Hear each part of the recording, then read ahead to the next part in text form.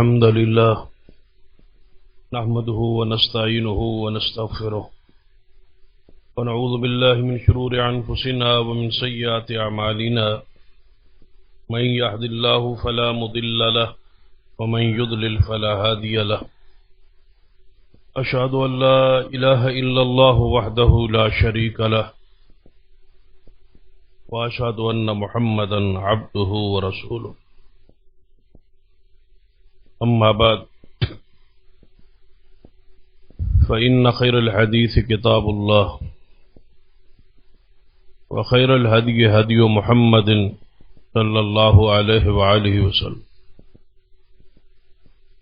وشر الأمور محدثاتها وكل محدثة بدعة وكل بدعة ضلالة أما بعد فأعوذ بالله السميع العليم من الشيطان الرجيم بسم الله الرحمن الرحيم إنما كان قول المؤمنين إذا دعوا إلى الله ورسوله ليحكم بينهم أن يقولوا سمعنا وأطعنا وأولئك هم المفلحون رب اشرح لي صدري ويسر لي أمري واحلل عقدة من لساني يفقهوا قولي رب زدني علما سبحان ربك رب العزة عما يصفون وسلام على المرسلين والحمد لله رب العالمين. حضرات،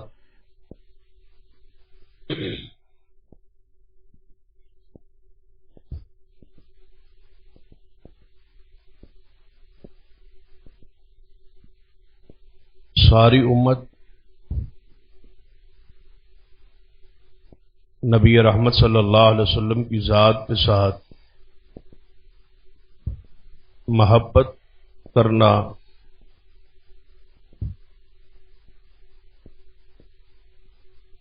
واجب سمجھتی ہے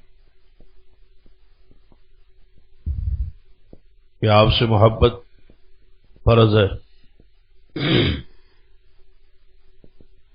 اور کوئی شخص اس وقت تک مومن نہیں ہو سکتا جب تک آپ کی ذات سے، ساری دنیا سے بڑھ کے محبت نہ کر. آپ کی شان پر، مقام پر، عظمت پر ایمان ہر مسلمان کا ہے.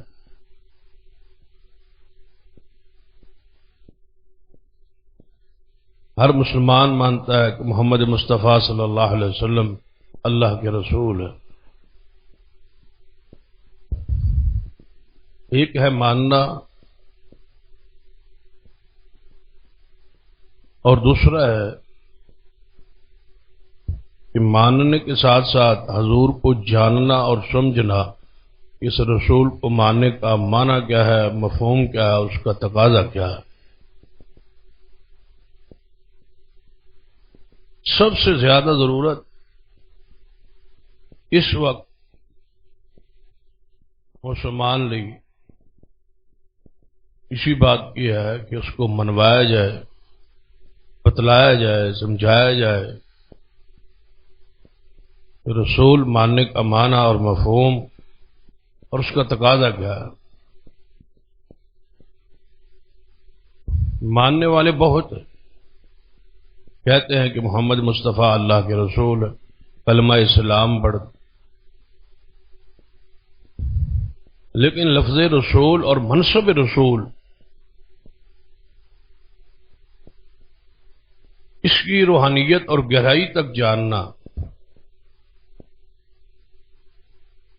اور اس کا جو اصل حیثیت ہے اور مقام ہے اس کو سمجھنا ضروری.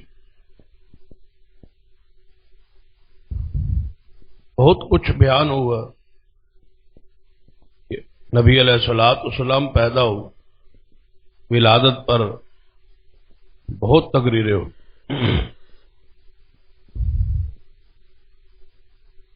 کہ دنیا میں کوئی انکاری رہا ہی نہیں. ساری دنیا مانتی ہے کہ محمد مصطفیٰ پیدا ہوئے اور دنیا میں تشریف لے آئے، آنے میں تو کوئی جھگڑا ہی نہیں ہے، اختلاف ہے۔ اور جب رسول اللہ پیدا ہو گئے اور آپ کو رسول مان لیا، اس کے اندر جتنے عقائد ہیں وہ تسلیم ہے کہ نبی علیہ الصلوۃ والسلام حسین ہے، جمیل ہے، خوبصورت ہے، اس میں بھی کوئی اختلاف نہیں، کوئی شبہ والی بات بھی نہیں، کوئی انکار والی بات۔ اسی طرح آپ کے معجزات ہیں، ان کا بھی کوئی انکار ہی نہیں ہے، مسلمان مانتے ہیں کہ آپ صاحب معجزات۔ اسی طرح آپ کی بہت ساری صفات، بہت سارے اسماء ہیں جن کا ذکر قرآن اور احادیث میں ہے، سب پر اتفاق ہے اور سب پر ایمان ہے، اور اس پر بھی یقین ہے کہ اللہ تعالیٰ نے محمد مصطفیٰ صلی اللہ علیہ وسلم کو رسول بنا کے ہمارے لیے بھیجا ہے، اور اللہ تعالیٰ اس بات پر خود گواہ ہے، هو الذي ارسل رسوله بالهدى ودين الحق ليظهره على الدين كله وكفى بالله شهيدا محمد رسول اللہ۔ اللہ تعالیٰ خود فرماتے ہیں کہ اللہ کافی ہے اس بات پر گواہ کہ محمد اللہ کا رسول ہے صلی اللہ علیہ وسلم۔ جب اللہ خود گواہی دے رہا ہے اور قرآن میں ہے کہ محمد میرے رسول ہے، اصل اس قوم کو سمجھانے والی جو بات ہے، جو میرے اور آپ کے لیے سمجھنے والی بات، کہ رسول تو ہیں، لیکن رسول کون ہوتا ہے؟ ایک تو ہے کہ لفظی طور پر مان لیا کہ محمد مصطفیٰ اللہ کے رسول ہے، ہم نے مان لایا، کلمہ پڑھا، لیکن رسول کا منصب جو ہے، یہ عہدہ جو ہے، مان لینے کے بعد جو مان رہا ہے اس کا اس لفظ اور اس منصب اور اس ہستی شخصیت کے ساتھ تعلق کیسا بنا؟ رسول مان لیا، مان لینے کے بعد کچھ حقوق اور کچھ تقاضے کیا اس کلمہ پاک کے ہیں یا نہیں؟ لفظ رسول کو سمجھنا ہے، اس منصب رسول کو جاننا اور سمجھنا ہے کہ جب مان لیا ہے تو پھر آپ کی حیثیت اور درجہ کیا ہے؟ رسول کسے کہتے ہیں؟ رسول کون ہوتا ہے؟ اس کی اتھارٹی کیا ہے؟ ان کی حیثیت کیا ہے؟ اور مان لینے کے بعد ہمارا ان سے تعلق کیا قائم ہوتا ہے؟ اس کے کلمہ اسلام کا تقاضا پھر ہم سے کیا ہے؟ یہ چند چیزیں ہیں جو بہت زیادہ ضرورت ہے اس قوم کو سمجھانے۔ قرآن پاک میں آپ کے اس منصب رسالت بہت جگہ بیان ہو اور منوایا گیا کہ آپ کی حیثیت اور آپ کا مقام اور درجہ رسالت کے منصب پہ آنے کے بعد کیا ہے۔ تو قرآن پاک کی آیات پہ ذرا آپ غور کرتے جائیں، ایک ایک آیت محمد مصطفیٰ صلی اللہ علیہ وسلم کی اس شان کو، اس مقام اور حیثیت کو واضح کریں۔ پہلی آیت مبارکہ جو منصب رسالت کو واضح کر فرمایا من یطع الرسول فقد اطاع اللہ۔ اے لوگو، جس کو آپ نے رسول مانا ہے کہ محمد صلی اللہ علیہ وسلم اللہ کے رسول ہے، ان کی بات کی حیثیت اور درجہ پہلے سمجھ۔ جب آپ ان کی بات کو مانیں گے، عمل کریں گے، تو آپ کے دل میں خیال اور گمان اور عقیدہ اور نظریہ کیا ہو؟ فرمایا من یطع الرسول فقد اطاع اللہ۔ شاید حضور کی شان پر یہ سب سے اہم ترین آیت ہے قرآن، اور یہ منصب کسی کو حاصل، یہ درجہ، یہ فضیلت اور کسی کے لیے نہیں مخلوق میں کوئی ایسا نہیں ہے اس کو یہ درجہ حاصل ہو، یہ شان حاصل ہو جو اللہ تعالیٰ نے محمد مصطفیٰ کے لیے بیان۔ بہت ساری شانوں میں اور بہت سارے اسماء اور صفات میں حضور صلی اللہ علیہ وسلم منفرد ہے، لیکن یہ شان جو ہے نبی علیہ الصلوۃ والسلام، اس پہ آپ جتنا غور کریں، جتنا آپ اس پہ توجہ کریں گے، اسی قدر آپ کی رسول اللہ سے محبت بھی ہوگی، عقیدت بھی ہوگی، ادب احترام بھی پیدا ہوگا، اور ساتھ ساتھ محمد مصطفیٰ صلی اللہ علیہ وسلم کی شان اور حیثیت اور مقام اور درجہ آپ کو سمجھ آئے۔ اللہ تعالیٰ فرماتے من یطع الرسول فقد اطاع اللہ، کہ جس شخص نے، جس بندے نے محمد مصطفیٰ کی صلی اللہ علیہ وسلم رسول اللہ کی بات مان لی، تسلیم کر لیا، بات اطاعت کر لی حضور کی، جو کچھ حضور نے فرمایا وہ کر لیا، جس نے رسول اللہ کی بات مان لی، وہ تصور یہ کرے، عقیدہ یہ رکھے کہ فقد اطاع اللہ، اس نے اللہ کی بات مانی، اس نے رسول اللہ کی ہی نہیں اللہ کی بات مانی۔ میرے رسول کی بات سمجھو میری بات ہے، جو رسول کہہ دے سمجھو میں اللہ نے کہہ دیا۔ بھائی بتائے دنیا کے اندر کسی کے بندے کے حق میں کوئی بادشاہ، کوئی وزیر، کوئی مشیر، کوئی بڑا انسان یہ کہہ دے، یہ آ جائے تو سمجھو کہ میں آ گیا، اس کی بات آپ نے مان لی، سمجھو میری بات اس کی اور میری بات ایک ہے۔ شاید محبت کا یہ آخری حصہ ہوتا ہے، آخری درجہ ہوتا ہے۔ اللہ تعالیٰ فرماتا ہے کہ محمد مصطفیٰ کی بات ماننے والا یہ سمجھے کہ اس نے اللہ کی یقیناً بات مانی، اور یہ خاصہ رسول ہے کہ آپ کہتے اور بولتے فرماتے ہی اس وقت تھے جب اللہ وحی کرتا۔ اسی مرتبہ ایسا مقام آیا کہ آپ سے سوالات کیے گئے، پوچھے گئے، اور آپ نے خاموش رہے اور فرمایا آسمان سے وحی نہیں آئی، وحی آئے گی تو بولوں گا، اللہ تعالیٰ بتلائے گا تو بیان کروں گا۔ شاید میرے اور آپ کے لیے یہ بات کافی، نبی علیہ الصلوۃ والسلام دین میں نہیں بولتے تھے جب تک اللہ تعالیٰ وحی نہیں کرتا، اور کون ہے پھر جو وحی کے بغیر بولے، اور کون ہے جو وحی کے بغیر فتویٰ دے، قرآن میں نہ ہو اور حدیث میں نہ ہو، اپنی رائے اور اپنی مرضی سے فتویٰ جاری کرے، جبکہ محمد مصطفیٰ نہیں بولتے جب تک آسمان سے وحی نہیں آتی، رسول اللہ دین نہیں بیان کرتے جب تک وحی نہیں آتی، تو اور کون ہے جو قرآن اور حدیث کے علاوہ فتویٰ جاری کرے اور وہ حق پر بھی ہو؟ ایسا نہیں ہو سکتا۔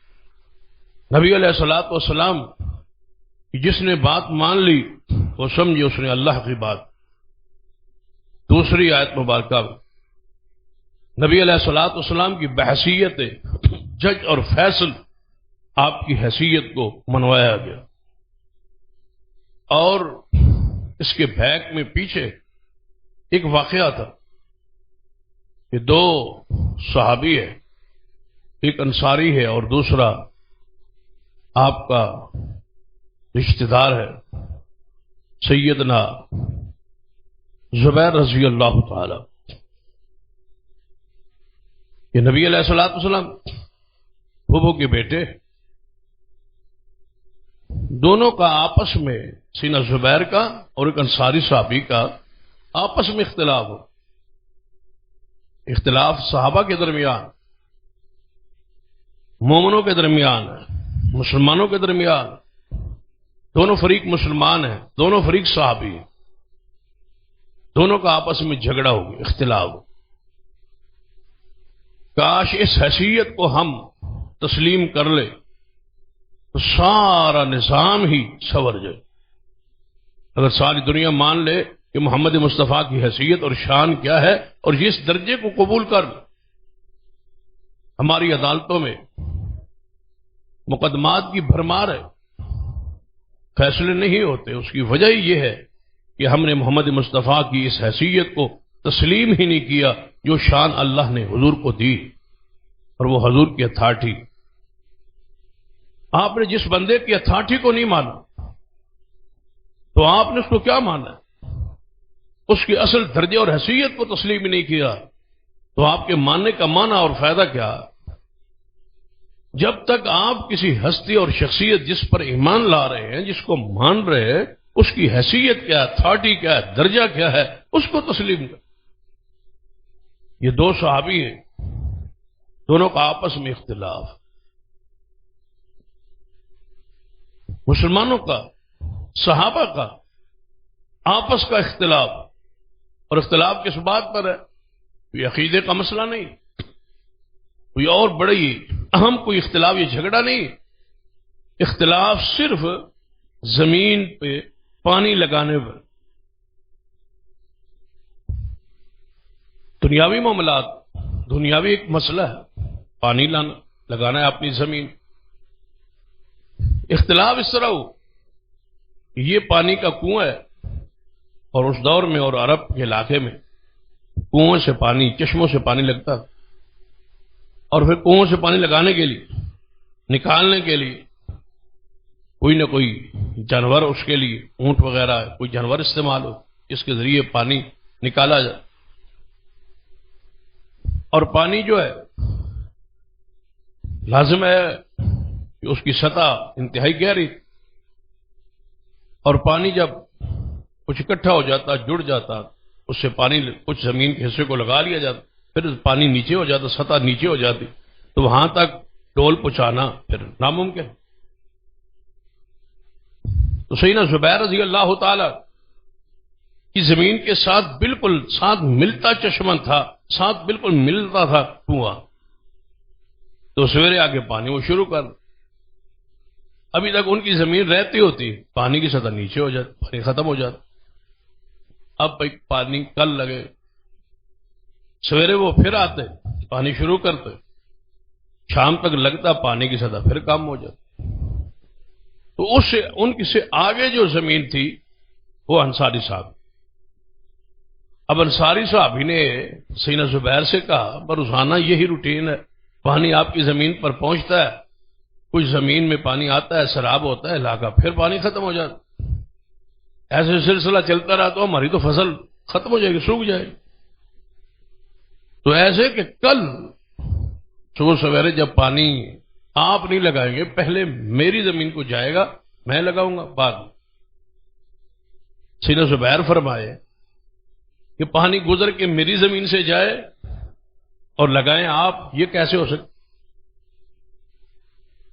پہلے باری تو میری بنتی، اصول بھی یہی ہے، کنویں کے ساتھ، موگے کے ساتھ، جس کی زمین ہے پہلے باری اس کی، پھر جو آگے زمین آتی جائے گی پانی باری تقسیم ہوگی۔ فرمایا زمین میری پہلے ہے، میری زمین سے پانی گزر کے آپ کی زمین کو کیوں لگے؟ جب تک میری ضرورت ہے، میری زمین سیراب ہوگی، بچے گا تو پانی ملے۔ جھگڑا شدت اختیار، دونوں نے کہا آؤ اللہ کے رسول سے پوچھتے، فیصلہ رسول اللہ سے کرا۔ یہ وہ ہستی، یہ وہ درجہ، یہ وہ حیثیت، کیا ہمیں پتہ نہیں ہوتا جب ہم کیس یا مقدمہ دائر کرتے ہیں کسی زمین کا، کسی پلاٹ کا، کسی دکان کا، کہ یہ میری ہے یا نہیں؟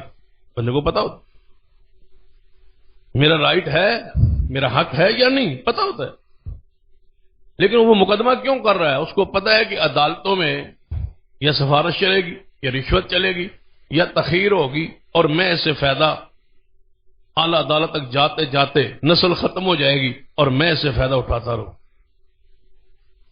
لیکن اس فیصلے کا اور اس مال کا اور اس کمائی کا حساب بھی تو قیامت والے دن ہونا۔ یہ وہ ڈر، یہ وہ خوف ہم پہ طاری کیوں نہیں ہوتا؟ اس لیے کہ ہمارا صرف دنیا اور درہم و دینار اور پیسہ، یہ ہمارا مطمع نظر۔ صحابہ کرام میں اختلاف ہوا ہے، یا اختلاف پہ لڑائیاں ہوتی رہی، جھگڑے ہوتے رہے، ایسا نہیں ہو۔ آؤ فیصلہ کرواتے ہیں کس سے؟ جس کا کلمہ پڑھا، محمد مصطفیٰ صلی اللہ علیہ وسلم، جن کو رسول مانا ہے. تو دونوں جب مسلمان ہیں تو دونوں عدالت میں کیوں جا رہے ہیں؟ دونوں کیوں نہیں کہتے کہ آئے قرآن سے فیصلہ کرا لیں؟ جو کچھ قرآن کہتا ہے، جو کچھ حدیث کہتی ہے، اگر آپ کا حق ہے تو آپ کو مل جائے، میرا حق ہے تو مجھے مل جائے. یہ اس وقت ہوتا ہے جب آخرت اور قبر اور حشر، حرام حلال کی پرواہ بندے کے تربیت میں آئی ہو. جب بندے کے ذہن میں یہ ہو کہ میں نے پیسہ لینا ہے جہاں سے جیسے آئے، تو پھر حالت کیفیت یہی ہوئی. دونوں صحابی کہنے لگے جھگڑے کی بات کون سی ہے، لڑائی کی بات کون سی ہے، آؤ فیصلہ کروائیں اس ذات سے جس کو اللہ نے ہمارے لیے فیصل بنا کے، حاکم بنا کے بھیجا ہے. آؤ ان سے فیصلہ کروا. کہنے لگے آؤ چلتے رسول اللہ صلی اللہ علیہ وسلم کے پاس. محمد مصطفیٰ صلی اللہ علیہ وسلم کے پاس آ گئے دونوں صحابی. آپ نے دونوں کی بات سنی. دونوں کا موقف سننے کے بعد آپ نے فرمایا کہ انصاف یہ ہے، میرا فیصلہ یہ ہے کہ چونکہ زمین حضرت زبیر کی پانی کے چشمے کے کنویں کے ساتھ ہے تو حق انہی کا ہے کہ پہلے یہ زمین ان کی سیراب. یہی تقسیم کا طریقہ ہے. ہمارے ملک میں بھی یہی راج کہ جس کی زمین موقع اور چشمے کے قریب ہوگی، ساتھ ہوگی، پہلے باری اس کی، پھر آگے تقسیم کار ہو. نبی علیہ السلام نے یہ اصول بیان کر. اب وہ انصاری صحابی سن رہا ہے فیصلہ حضور کا، سینہ زبیر کے حق میں ہو گئے. انصاری صحابی جو ہے ظاہری طور پر فیصلہ اس کے خلاف. تو آپ نے ساتھ ساتھ فرمایا کہ زبیر باری تو تیری ہی ہے، عدل یہی ہے، انصاف یہی ہے، لیکن پڑوسی کے بھی کچھ تو حقوق ہوتے ہیں. کچھ زمین کو لگا لیا کر اور کچھ اپنے بھائی کو بھی دے دیا کر. باری تیری ہے، رائٹ تیرا ہے، حق تیرا ہے، لیکن اپنے بھائی پر اس کو ترجیح دینا، اس کا خیال رکھنا، یہ بھی ایک اسلام اور دین کا بڑا پیارا پہلو. آپ اس کا خیال رکھا. آپ نے یہ فیصلہ کر. اب انصاری صحابی کہنے لگا یا رسول اللہ صلی اللہ علیہ وسلم، یہ فیصلہ انصاف پر نہیں ہوا، کیونکہ نیا تھے، مسلمان تھے، اسلام میں داخل ہو، تربیت ہو رہی. ہماری تو تربیت ہو گئی ہے نا، ہمیں تو پتہ چل گیا، ہم تو جدی پشتی مسلمان ہیں، یہ تو نیا مسلمان. کہنے لگا یا رسول اللہ صلی اللہ علیہ وسلم، یہ انصاف نہیں ہے، یہ تمہارا رشتہ دار ہے، تمہاری پھوپھو کا بیٹا ہے، آپ نے رشتہ داری اور خون کا خیال رکھ کے یہ فیصلہ کیا. نبی علیہ الصلوۃ والسلام اس پر غصے میں آئے اور آپ نے فرمایا تو کہ اللہ سے نہیں ڈرتا؟ اگر اللہ کی زمین پہ میں محمد ہی انصاف نہیں کروں گا تو بتا قیامت تک پھر انصاف کون کرے؟ جو تو کہہ رہا ہے یہ تو میرا درجہ ہی نہیں کہ میں کوئی جھک کے یا برادری یا خون کی بیس پہ فیصلہ کروں. میری حیثیت کو، میری شان کو، میرے درجے اور مقام کو آپ نے نہیں پہچانا. وہی ساری زندگی گزر گئی ہے، ہمیں حضور کی ولادت اور حسن اور جمال اور سیدہ حلیمہ کا ذکر کرتے کرتے اس قوم کو کون سمجھائے گا کہ محمد مصطفیٰ کی رسول کی حیثیت سے آپ کا درجہ کیا؟ ان آسان مضامین صرف بیان کرنے کی حد تک، جن کا تعلق بیان کرنے کی حد تک، ولادت کا تعلق بیان کرنے کی حد تک، ولادت سے ہم اور کیا حاصل کریں؟ یہی ہے نا کہ حضور پیدا ہو گئے، بس معلومات میں اضافہ ہے. صرف بیان کی حد تک ہے کہ حضور پیدا ہو گئے، بیان کی حد تک ہے کہ حضور خوبصورت تھے، بیان کی حد تک ہے کہ سیدہ حلیمہ آئی تھی اور لے گئی تھی اور پالا تھا. اصل درجہ اور مقام اور حیثیت تو شروع ہوتی ہے جس کی ہمیں ضرورت ہے، وہ محمد مصطفیٰ کی رسالت کا درجہ ہے. اس کو جانو اور اس کو پہچانو. جو اس طرح خوبصورت ہستی و شخصیت کے ساتھ آپ کا تعلق استوار ہوا ہے، قائم ہوا ہے، اس درجے اور حیثیت کو پہچانو کیا ہے. اس پہ ہماری توجہ ہی نہیں، پوری قوم مجموعی طور پر غافل ہے۔ نبی علیہ الصلوۃ والسلام کے بارے میں جب یہ بات انصاری صحابی نے کہی تو حضور نے اپنے جس بات کا اظہار کرتے ہوئے، غصے کا اظہار کرتے ہوئے یہ بات کہی اور فرمایا، اے زبیر، جی یا رسول اللہ، یہ نہیں جانتا کہ محمد مصطفیٰ کون، اس نے نہیں سمجھا ہماری شان کو اور درجے اور مقام کو اور حیثیت کو۔ وہ بھی تو مانتا تھا کہ محمد مصطفیٰ پیدا ہوئے، وہ محبت بھی کرتا تھا، پیار بھی کرتا تھا، صحابی رسول تھا، انصاری تھا۔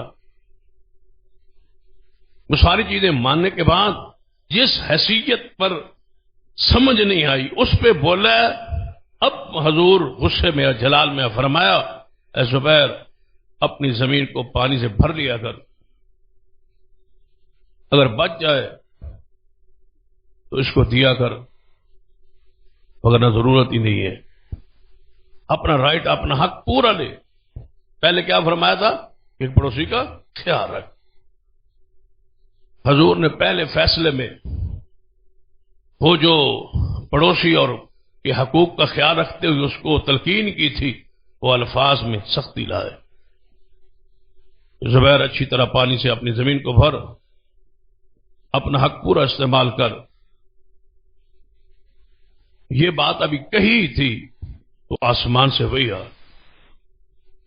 اور وہ آیت مبارکہ جو شان مصطفیٰ پر، مقام مصطفیٰ پر تقاریر کرتے ہوئے، وعظ کرتے ہوئے، درس دیتے ہوئے ہم بہت پڑھتے ہیں، لیکن اس درجے اور حیثیت کو شاید ہم جان نہیں پائے، پہچان نہیں پائے۔ فلا وربک لا یؤمنون، یہ وہ موقع تھا۔ صحیح البخاری میں حدیث ہے، اس موقع پر یہ آیت مبارکہ نازل۔ عام طور پر تو وہ واقعہ مشہور ہے کہ نبی علیہ الصلوۃ والسلام سے ایک یہودی نے اور مسلمان کو جھگڑا ہوا اور فیصلہ کروایا حضور سے، آپ نے یہودی کے حق میں کی۔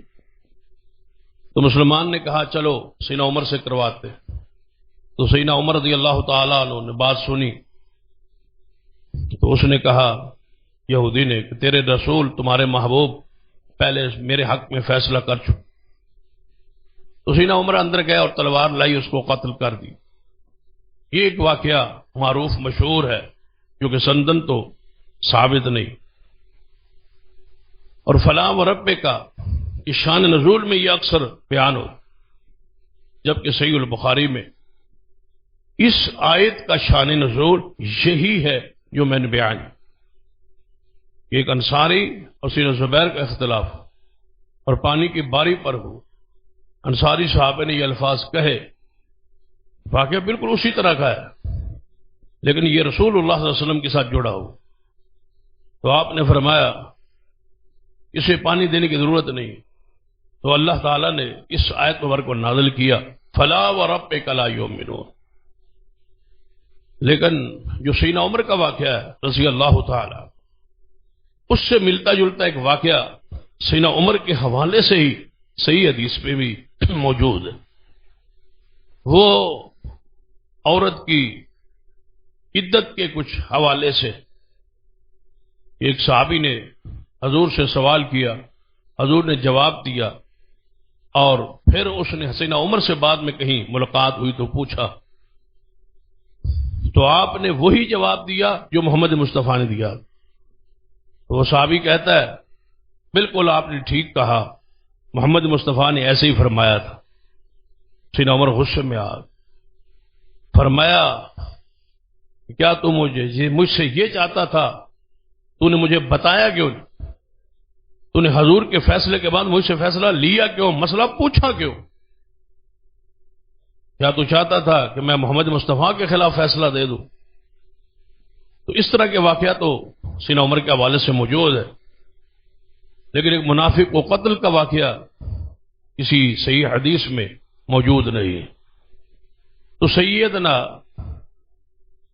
زبیر رضی اللہ تعالی جن کے حق میں جب فیصلہ ہوا، پھر یہ آیت نازل ہوئی، فلا وربک لا یؤمنون حتی یحکموک فیما شجر بینہم ثم لا یجدوا فی انفسہم خرج مما قضیت ویسلموا تسلیما.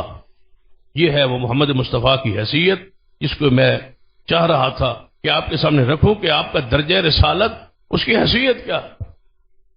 فرما تیرے رب کی قسم، اور سارا قرآن پڑھے، اتنی خوبصورت اور عمدہ قسم آپ کو نہیں ملی. فلا وربک، قسم ہے محمد تیرے رب کی. اور رب کون ہے؟ وہی جو خود قسم اٹھا رہا ہے. تو لیکن انداز بڑا پیارا ہے. قسم ہے تیرے رب کی، اے محمد تیرے رب کی مجھے قسم ہے.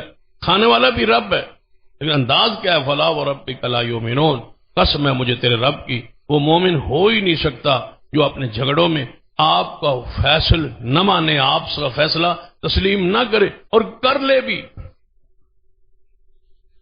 ایک تو ہے کہ نہ کرنا، انکار کر دے، اور دوسرا ہے مان لینا. اللہ فرماتے ہیں مان لینے کے بعد ہم اس کے دل کو دیکھتے، اگر دل میں اس کو سکون نہ آئے تب بھی مومن نہیں. دل کی رضا سے نہ ماننا ہو تب بھی مومن. ہم تو دل کو دیکھتے. کیا کوئی ہے جو کتاب و سنت کے مطابق فیصلہ ہو اور اس کے خلاف ہو اور وہ دل سے راضی ہو؟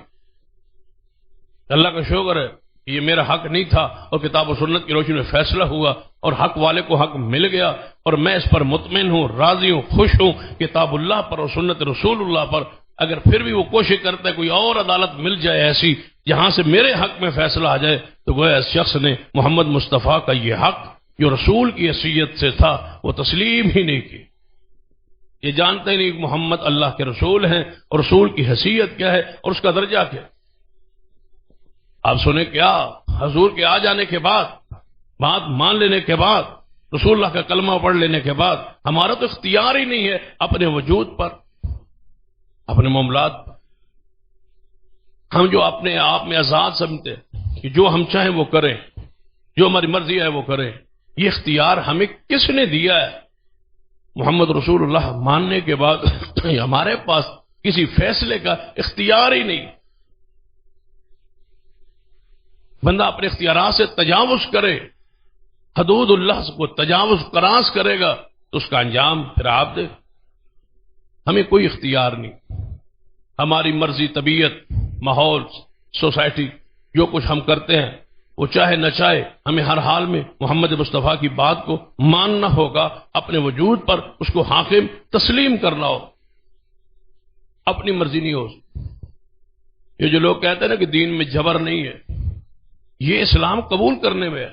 اس آیت کی غلط تشریح کی گئی ہے کہ لا اکراہ فی الدین، دین میں کوئی جبر نہیں. ایک نمازی کو کہو، بے نماز کو کہو نماز پڑھے، سختی کرے، تو آپ کہیں جبر، اسلام میں جبر کوئی نہیں. لا اکراہ فی الدین یہ اس پر نازل نہیں ہوئی. یہ اسلام کے اندر والے لوگوں کے لیے نہیں ہے، یہ اسلام سے جو باہر ہیں ان کے لیے. صحابہ نے پوچھا تھا یا رسول اللہ صلی اللہ علیہ وسلم، ہماری اولاد اور ہمارے بچے اور ہمارے غلام ہمارے متحد ہیں، وہ ہماری بات کو رد نہیں کر سکتے، اگر اجازت دیں تو ہم انہیں تلوار کی دھار پہ مسلمان بنا لیں، سختی کریں. جو ہماری اولادیں مسلمان نہیں ہیں ہم مسلمان کر سکتے ہیں اگر آپ اجازت دیں. تو کب قرآن نازل ہوا؟ لا اکراہ فی الدین، دین میں جبر نہیں ہے. کسی کو سختی سے مسلمان بنا لینا یہ حکم نہیں ہے، یہ جبر نہیں ہے. اسلام اس کا یہ معنی نہیں ہے کہ مسلمان ہونے کے بعد بندہ یہ کہے کہ میں اسلام کی بات نہیں مانتا، اسلام میں کوئی جبر نہیں. یہ کہا ہے اسلام قبول کر لینے کے بعد.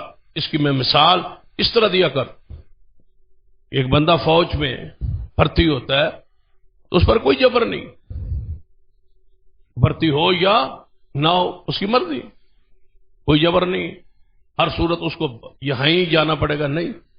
لیکن بھرتی ہو جانے کے بعد، محکمے کو جوائن کر لینے کے بعد یہ کہے کہ میں وردی نہیں پہنتا، میں فلاں بات اعلی افسر کی نہیں مانتا، تو اس کو کوئی محکمہ قبول کرنے کے لیے تیار نہیں ہو. کہ جبر نہیں تھا، اب آ گئے ہو تو اب پابندی. اسلام میں جبر نہیں ہے، لیکن آ جانے کے بعد محمد مصطفیٰ کی اطاعت کی پابندی. آپ اطاعت گزار ہیں، تابع دار ہیں، آزاد آوارہ نہیں کہ جو چاہے کرے. میں شادی میں آزاد ہوں، جو میرا دل کرے کرے، میرے رسول جو کہے میری مرضی مانوں نہ مانوں، کوئی جبر ہے اسلام نہیں۔ یہ پتہ نہیں ماحول یا یہ چیزیں کس نے سمجھا دی ہے کہ اسلام میں کوئی جبر نہیں، اسلام میں کوئی سختی۔ اسلام قبول کر لینے کے بعد اپنی مرضی نہیں ہو سکتی کسی معاملے میں۔ یہ ہے اصل درجہ محمد مصطفیٰ کا، جس کو ماننے اور منوانے، سمجھنے اور سمجھانے کی ضرورت ہے۔ یہ بندہ کہتا ہے کہ اسلام میں یہ بات تو ہے لیکن میں نہیں قبول کرتا۔ بس تو کیوں نہیں کرتا؟ تو اسلام قبول کر چکا ہے، تو دائرہ اسلام میں داخل ہو چکا ہے، تو محمد مصطفیٰ سے اطاعت کا معاہدہ کر چکا ہے، تو رسول مان چکا ہے۔ اور رسول کا معنی کیا ہے کہ وما ارسلنا من رسول الا لیطاع باذن اللہ، اطاعت لازم ہے آپ پر۔ کیسا ہے ماننا ہے جس میں اطاعت نہیں؟ میں باپ کو باپ مانتا تو ہوں، بات نہیں مان، ماں کو ماں کہتا تو ہوں لیکن اطاعت نہیں کروں، فلاں محکمے میں ہوں تو صحیح قبول کروں گا لیکن اس کی اطاعت اور بات نہیں مانوں گا، یہ ہو ہی نہیں سکتا۔ اجرت کے لیے ضروری ہے، معاوضے کے لیے ضرورت ہے، جنت کے داخلے کے لیے ضروری ہے کہ محمد مصطفیٰ کو اپنے وجود پر آپ کو حاکم ماننا پڑے۔ میری اور آپ کی کیا حیثیت؟ کیا وہ حدیث آپ کے ذہن میں علم میں نہیں کہ جب رسول اللہ صلی اللہ علیہ وسلم نے اپنی پھوپھو کی بیٹی کے رشتے کے حوالے سے بات کی، یہ مشہور حدیث ہے، رشتے کے حوالے سے پھوپھو نے کہا ہوا تھا کہ میری بیٹی زینب جو ہے وہ جوان ہے، اس کے رشتے کے حوالے سے کوئی فیصلہ کر۔ رسول اللہ نے فیصلہ کر اپنے غلام کے ساتھ، حضرت زید کے ساتھ۔ جب فیصلہ ہوا اور فیصلہ جا کے پھوپھو کو اور پھوپھو کی بیٹی کو بتلایا کہ یہ میرا فیصلہ ہے، یہ میرا حکم ہے، یہ میں نے طے کر لیا ہے، تو زینب نے کیا کہا کہ میرا ذہن نہیں مان، ذہن نہیں مان، کہ میں اونچے خاندان کی ہوں اور یہ غلام ہے، میرا ذہن نہیں مان۔ عقیدے میں تو کوئی کمی نہیں، توحید میں تو کوئی کمی نہیں، ہر معاملے میں وہ محمد مصطفیٰ کی تابعدار تھی، حضور کی پھوپھو کی بیٹی ہے، ساری شان، ساری فضیلت، ساری اصلاح ہو چکی تھی۔ صرف ایک بات، ہمارے ہاں تو حیثیت ہی کوئی نہیں، اگر 2 4 5 10 سنتے چھوڑ دیں تو اس کی حیثیت کیا ہے؟ حضور کی نہ مانے تو ہم نے تو کبھی غور ہی نہیں کی، اس لیے کہ ہم نے محمد مصطفیٰ کی اس حیثیت کو جان اور پہچانا ہی نہیں ہے، جو شان اللہ نے آپ کو دی ہے، جو درجہ آپ کو دیا ہے، ہمارا وہ تعلق آج تک قائم ہی نہیں ہو۔ بس ہم اسی تک ہے کہ خوبصورت بڑے، دند بڑے خوبصورت سے، بال بڑے پیارے تھے، زلفیں کالی تھی، رائی راہ بھول جاندے ویک، یہی بس حسن و جمال پر ہماری سارا زور گزر گیا ہے، صدیاں گزر گئی ہے۔ وہ کسی نے انکار کیا ہے محمد مصطفیٰ کے حسن و جمال کا؟ اس قوم کو بتاؤ کہ حسین تھے، جمیل تھے۔ وہ پروفیسر شیخ عبداللہ باولپوری رحمۃ اللہ علیہ تھے، بڑی پیار کی بات کیا کرتے، ایک بیمار بندہ پڑا ہو ہسپتال میں اور اس کے پاس بندہ بیٹھ کے کہے کہ تیرا ڈاکٹر بڑا خوبصورت، بڑا قابل ہے، بڑا اس کی ڈگریاں ہیں اور بڑا معالج ہے، بڑا خوبصورت ہے، قد اس طرح ہے، دانت اس طرح ہے، چہرہ اس طرح ہے، تو مریض کہے گا بس سارا کچھ ٹھیک ہوگا، مجھے تو تب ہے جب کوئی شفا ملے، کوئی پڑی ملے، کوئی دوائی ملے۔ اگر تم بیمار ہی رہو تو تمہاری اس قابلیت کا تجھے کیا فائدہ ہے؟ اگر تم بیمار ہی رہو تو تمہیں حسن و جمال سننے اور بیان کرنے کا کیا فائدہ ہے جب تک محمد مصطفیٰ کی اطاعت کر کے دنیا و آخرت میں شفا نہ پا جاؤ۔ اصل تو بات شفا کی، اصل بات تو علاج کی۔ نبی علیہ الصلوۃ والسلام نے جب یہ فیصلہ کر دیا تو زینب رضی اللہ تعالیٰ عنہ آنے کا، یا رسول اللہ صلی اللہ علیہ وسلم میرا ذہن جو ہے اس پر مطمئن نہیں ہے۔ جب ذہن مطمئن نہیں ہے تو پھر کیا اللہ نے سن لیا؟ کیا رسول اللہ نے صرف سن کے خاموش ہو گئے؟ میں کہا کرتا ہوں صحابہ کرام سے جو ایسے اعمال ہوئے ہیں نا، یہ دین کے نفاذ کا ذریعہ بنے۔ صحابہ ایسے نہیں تھے، صحابہ تو کامل شخصیات ہے، لیکن کہیں کہیں جہاں باتیں ہوئیں وہ ہمارے لیے سبق اور نمونہ اور درس بننا تھا، تو اللہ نے دین کے نفاذ کے لیے صحابہ کرام کی زندگی کو جو ہمارے لیے آئیڈیل بنا دیا، یا ان سے ایسے کام صادر کروا دیے تاکہ قیامت تک محمد کا دین نافذ ہو جائے۔ صحابہ کی خطا بھی جو ہے وہ دین کے کام آ گئی، نفاذ کا ذریعہ بن گئی۔ اس لیے اللہ نے انہیں معصوم نہیں رکھا، کبائر سے محفوظ رکھا ہے اور معصوم نہیں بنایا تاکہ کہیں کہیں کوئی بات ہو جائے، تاکہ محمد کے ہاتھوں محمد کا دین صحابہ پر نافذ ہو جائے اور قیامت تک کے لیے یہ نمونہ بن جائے۔ اس لیے نہیں ان سے خطائیں اور غلطیاں ہوئیں کہ وہ دل سے خطاؤں کو پسند کرتے تھے، نہیں، کرہ الیکم الکفر والفسوق والعصیان۔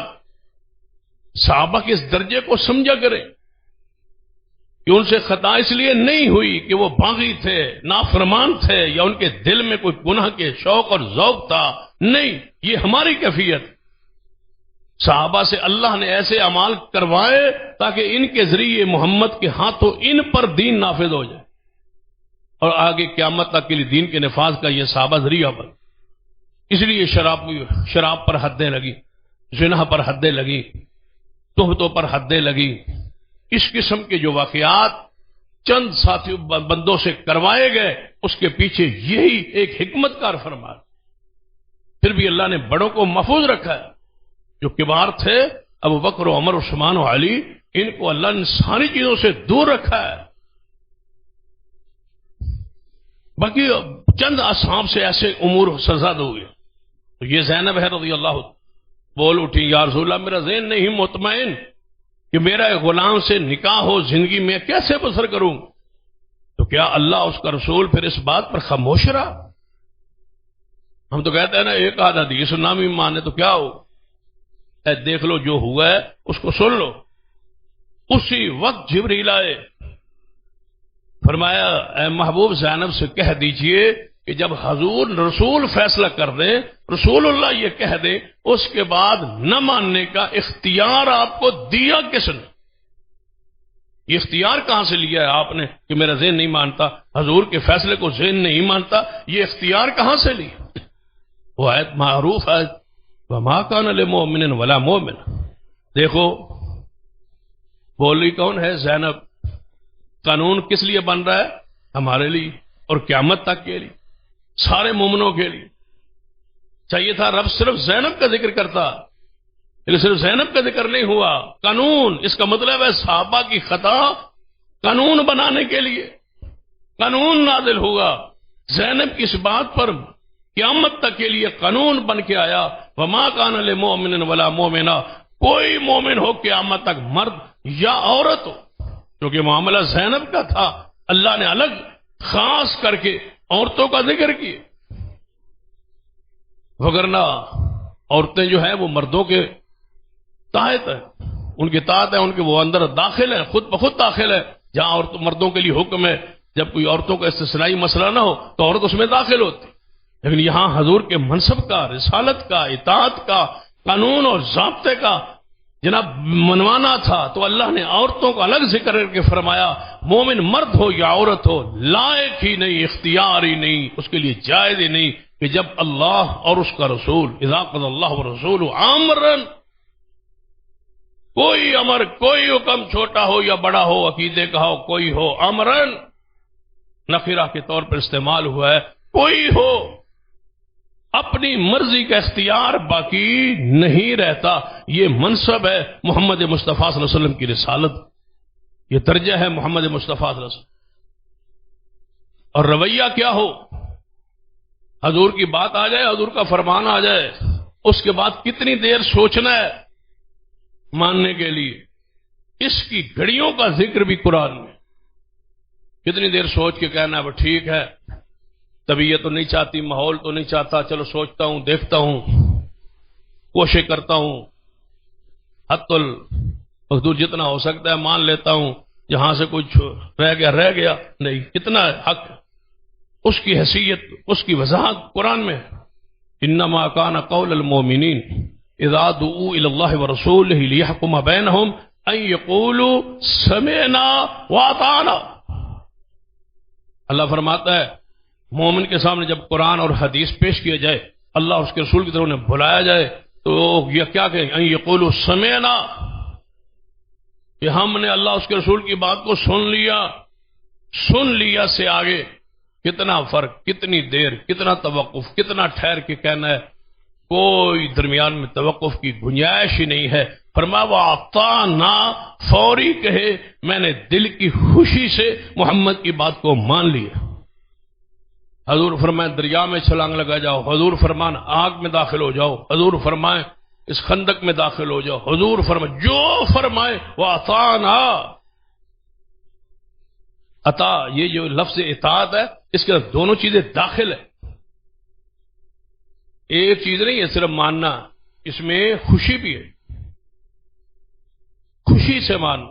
اطاعنا کا معنی یہ ہوتا ہے خوشی سے، دل کی رضا سے، اندر کی گہرائی سے محمد کی بات کو تسلیم کر کے عمل کرنا، یہ اطاعت۔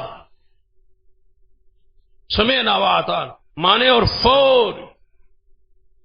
اور اگر کہیں کسی سے جھگڑا اور اختلاف، معاملے میں الجھاؤ پیدا ہو جائے، تو پھر فیصلہ فوری محمد مصطفیٰ کے پاس آئے، اس حیثیت کو مانو کہ محمد اللہ کے رسول ہیں اور ان کا آپ کے ساتھ کیا تعلق اور کیا تقاضا ہے۔ قرآن پاک یا ایھا الذین آمنوا اطیعوا اللہ واطیعوا الرسول واولی الامر منکم، ایمان والو اللہ کی بات، ہر بات اللہ کی مانو، غیر شرط کے بعد مانو اللہ کی اور محمد مصطفیٰ کی۔ واولی الامر منکم، اور جو تم میں صاحب امر، صاحب حکم ہے، اولی الامر ہے، ان کی بات مانو۔ فَإِن تَنَازَعْتُمْ فِي شَيْءٍ فَرُدُّوهُ إِلَى اللَّهِ وَالرَّسُولِ، اگر تمہارا کسی تنازع جھگڑا ہو جائے، اولی الامر سے کسی سے جھگڑا اختلاف ہو جائے، فوری اپنے جھگڑے کو، جھگڑا کر کے سو نہ جاؤ، جھگڑا کر کے لڑائی نہ ڈال لو، جھگڑا کر کے فرقہ نہ بن جاؤ، فوری اپنے جھگڑے کو اللہ کے پاس اور محمد مصطفیٰ کے پاس لے آؤ۔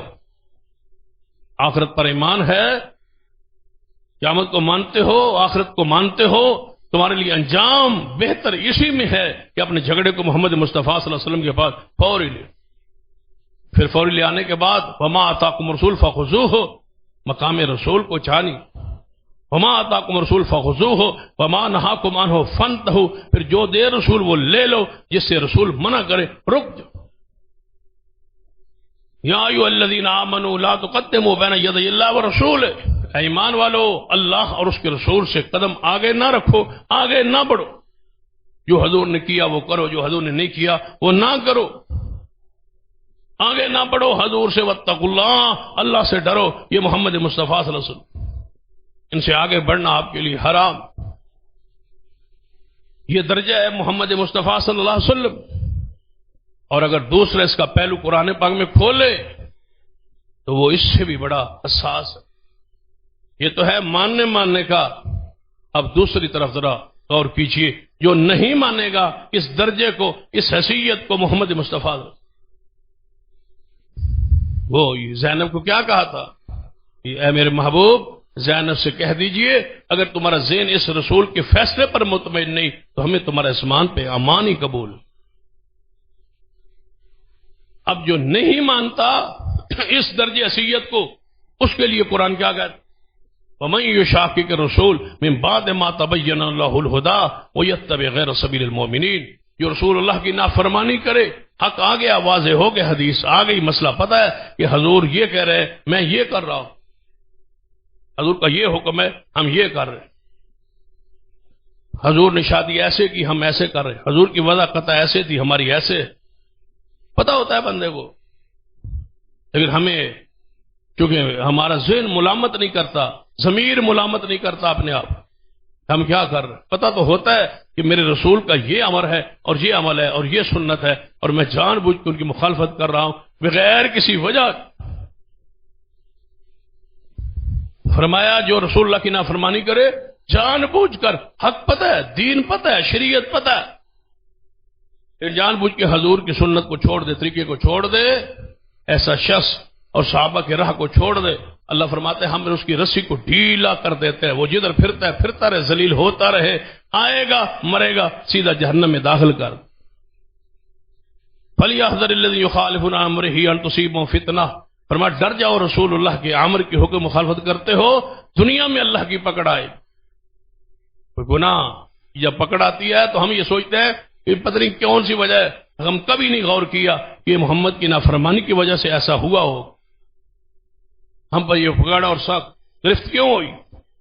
قرآن کہتا ہے کل اطیعوا اللہ والرسول، فرمایا محبوب فرما دیجئے اطیعوا اللہ والرسول، فرمایا اللہ کی اطاعت کرو اور محمد رسول اللہ کی اطاعت کرو.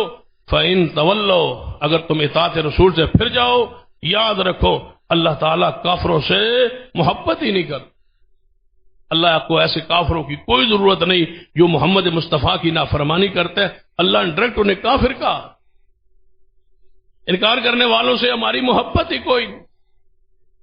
فرمایا قیامت کا دن ذرا آنے دو، وَيَوْمَ يَعُضُّ الظَّالِمُ، قیامت والے دن اپنے ہاتھوں کو کاٹتے ہوں گے، کھاتے ہوں گے، چک مارتے ہوں گے اپنے ہاتھوں کو اور کہیں گے کاش ہم رسول کے راہ پہ چل لیتے، کاش ہم رسول اللہ کو جان لیتے، سمجھ لیتے. قیامت والے دن اپنے ہاتھوں کو کھا رہے ہوں گے، چبا رہے ہوں گے، چک مار رہے ہوں اپنے ہاتھوں کو. کاش رسول اللہ کی بات، کاش فلاں کی نہ مان. محمد مصطفیٰ صلی اللہ علیہ وسلم قرآن پاک کے دوسرے مقام پر ہے، قیامت والے دن یہ کہیں گے رسول اللہ کے نافرمان کاش ہم مٹی ہو گئے اندر برابر کر دیے گئے ہوتے، آج اٹھ کے اللہ کے سامنے کھڑا ہی نہ ہو.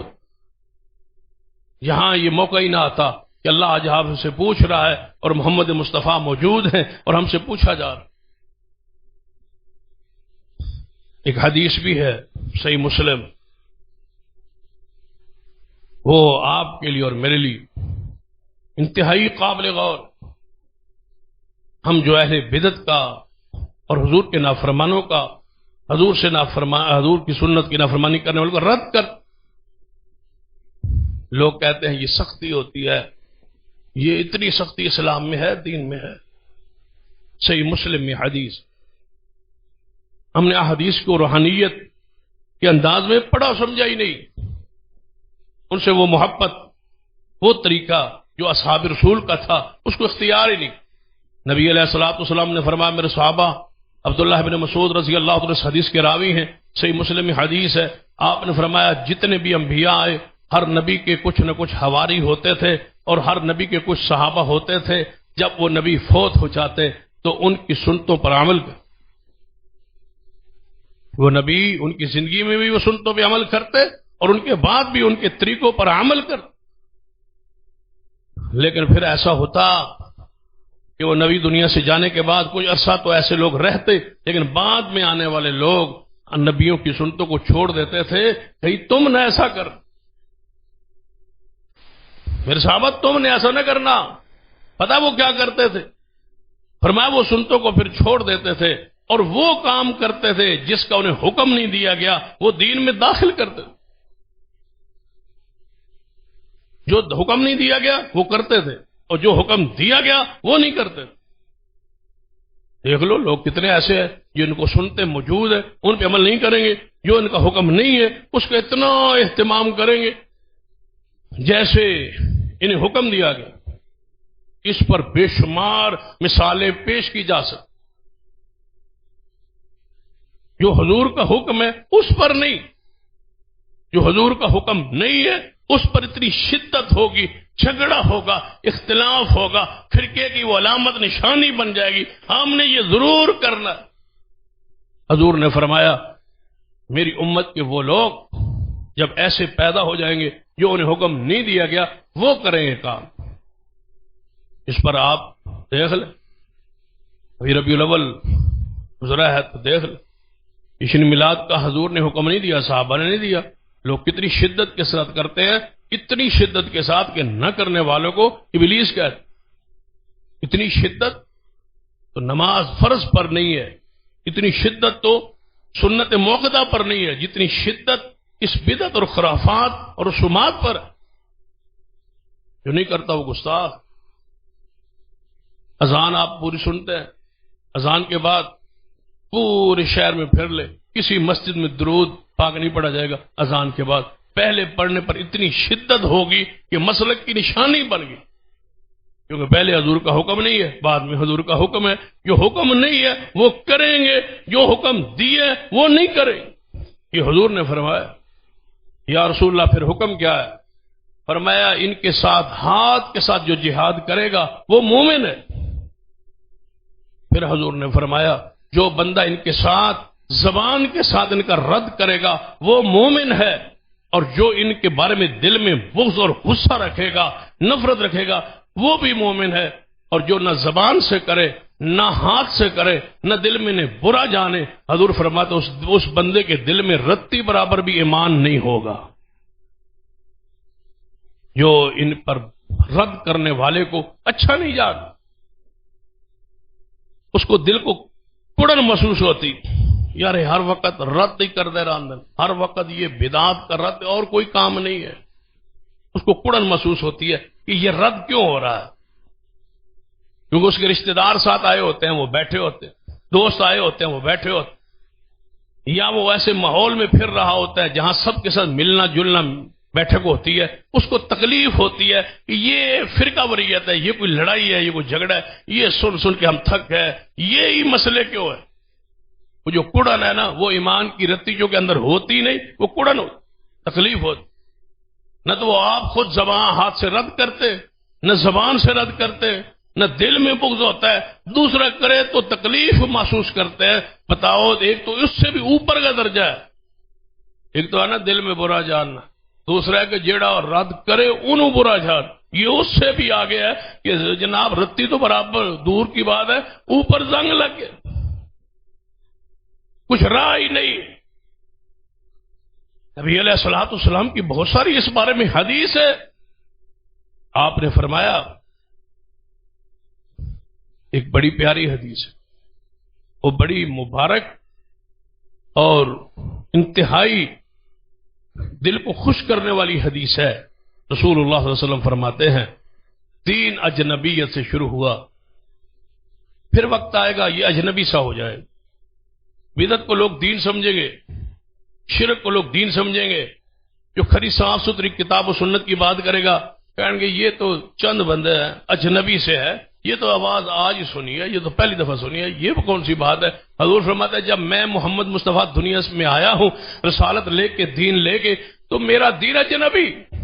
اہل مکہ کہتے تھے یہ نئی بات ہے، پیو دادے نے ایسی بات نہیں کی، باپ دادا ایسا نہیں کرتا، یہ نئی بات ہے، اجنبیت۔ فرمایا پھر دین اجنبی ہو جائے، پھر اجنبی ہو جائے، پھر آپ نے فرمایا طوبی للغرباء، میں محمد مبارک دیتا ہوں اس دور کے اجنبی گروہ کو۔ اندازہ کرے یہ کون ہے؟ طوبی للغرباء، حضور فرماتے ہیں اجنبی لوگ،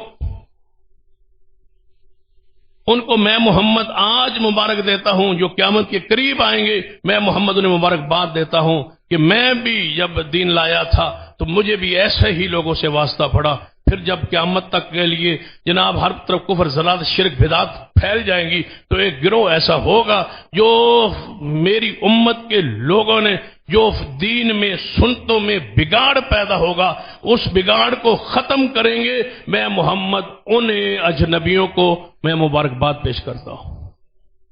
حضور کی مبارک ہے، اور اس پر اجماع ہے علماء کا، محدثین کا۔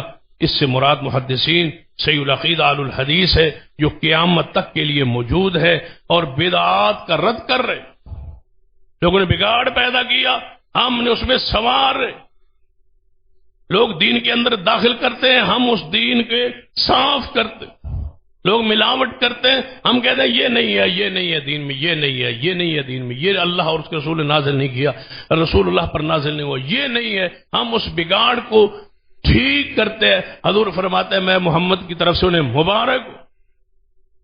حضور نے فرمایا ہر دور کے لوگ آئیں گے، اپنے سے پیچھے لوگوں کو، سکا لوگوں کو، عدل والے لوگوں کو وہ دین سکھا کے جائیں گے، اور وہ دین لیں گے، اور جو تعریف کرے گا، دین کے اندر تبدیلی کرے گا، دین کے اندر بگاڑ پیدا کرے گا، وہ میری امت کا گروہ ان ساری تعویلوں کو ختم کر کے میرا دین صاف اور شفاف رکھے۔ اور یہ اللہ کا فضل ہے، اور یہ ہم امام فضیل بن عیاض رحمت اللہ علیہ فرما کرتے تھے لوگوں کثرت سے دھوکہ مت کھانا، حق پہ چلتے جانا، چاہے ایک ہی بندہ کیوں نہ ہو۔ یہ نہ کہنا ادھر بہت زیادہ ہے، آپ تو تھوڑے ہیں، آپ کے ساتھ چلے تو کیا چلے۔ پچھلے دن بھی ایک دوست تھا تو وہ کہہ رہا تھا کہ اگر اہل حدیث ہو جائیے نا جی، بندہ کسی کم جوگا نہیں رہنا، نہ کسی دی خوشی جوگا، نہ کسی دی غمی جوگا، نہ کل جوگا، نہ ساتویں جوگا، نہ فائتہ پڑھن جوگا۔ سختی ہے اللہ کے بندو، سختی نہیں ہے، دین ہے، دین ہے، اسلام ہے، صاف ہے، شفاف ہے، جس میں ملاوٹ نہیں ہے۔ اللہ ہمیں اس خالص دین پر عمل کی توفیق بخش۔ یہ جو لوگ کہتے ہیں نا کہ پھر مل جل کے رہیے، سب کے ساتھ مل جل کے رہیے، اس پر بہت ساری احادیث اور محدثین کے اقوال ہیں، محدثین باپ باندھے ہیں اہل بدعت کے ساتھ اٹھنا بیٹھنا، کھانا پینا، چلنا، ان سے بیزاری، سارے معاملات پر شرعی جو حکام ہیں وہ محدثین نے بیان کیے۔ ہماری وجہ یہ ہے کہ ہم سارا چونکہ اٹھک بیٹھک ہماری اہل بدعت اہل خرافات کے ساتھ ہوتی ہے تو ہمیں پھر تکلیف ہوتی، جب وہ سارے رشتے وہ سارے تعلقات ٹوٹتے ہیں ہمیں تکلیف ہوتی۔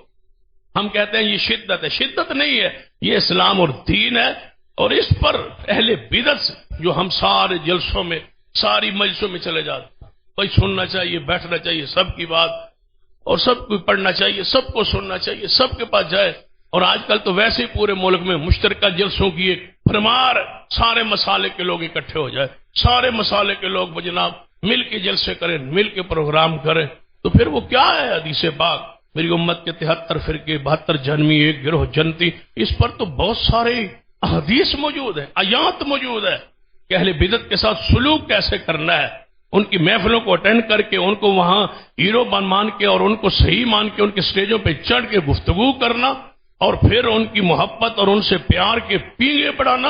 یہ تو بہت سارے محدثین اس پر وضاحت کی ہے۔ انشاءاللہ آئندہ خطبہ جمعہ میں اہل بدعت کے ساتھ تعلقات کے حوالے سے جو شریعت کا مزاج ہے اس کو تفصیل سے بیان کریں گے۔ اللہ مجھے اور آپ کو توفیق عطا فرمائے۔ اقول قولی ھذا واستغفر اللہ لی ولکم ولسائر المسلمین وآخر دعوایا الحمد للہ رب العالمین۔